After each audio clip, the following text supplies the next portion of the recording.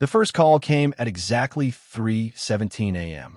Ethan woke to the sharp buzz of his phone on the nightstand. Half asleep, he squinted at the screen, then his heart stuttered. Incoming call, Ethan Brooks. His own number.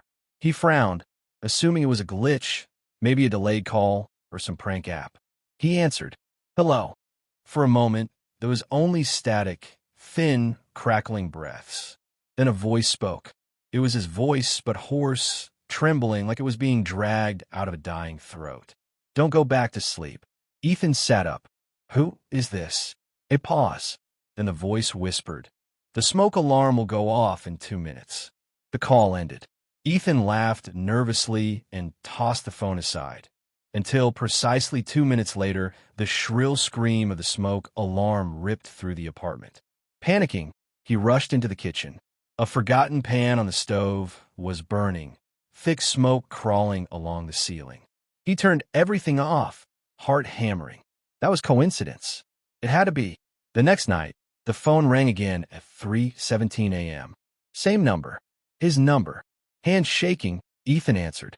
"You'll drop your coffee on the stairs today," the voice said softly. "Don't grab the railing."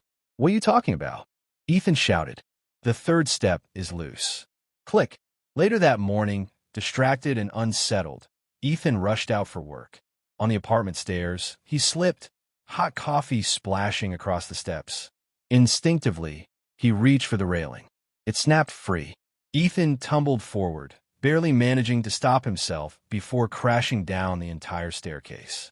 Now he was terrified. That night, he didn't sleep. He waited. At 3:17 a.m., the phone rang. "Who are you?" Ethan demanded. Silence. Then the voice replied, quieter than ever. "I'm you. Or what's left." Ethan's throat went dry. "From where?" "Tomorrow night," the voice said. "You'll hear a knock at your door. Don't open it, no matter what it says." The call ended. All day, dread followed him like a shadow. Every sound made him flinch. When night came, he locked the door, turned off the lights, and sat on the couch with his phone clenched in his hand. At 11:43 p.m., there was a knock. Soft, polite. "Ethan," a man's voice called from the other side. "I'm your neighbor. There's water leaking into my apartment."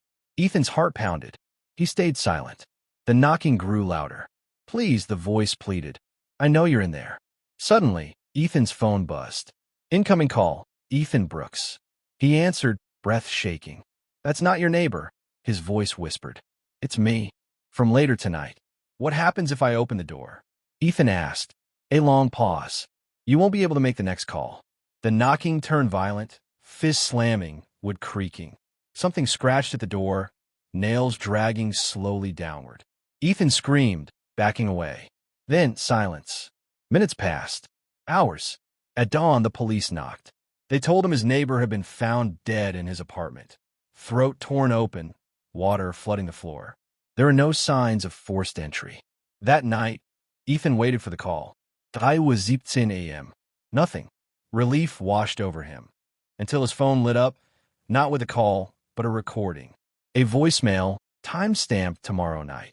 His own voice played through the speaker, broken and desperate. If you're hearing this, it's already too late. Tonight, it learns your number. And once it does, the message ended with a slow, familiar ringing sound. Ethan's phone began to ring. Incoming call, Ethan Brooks.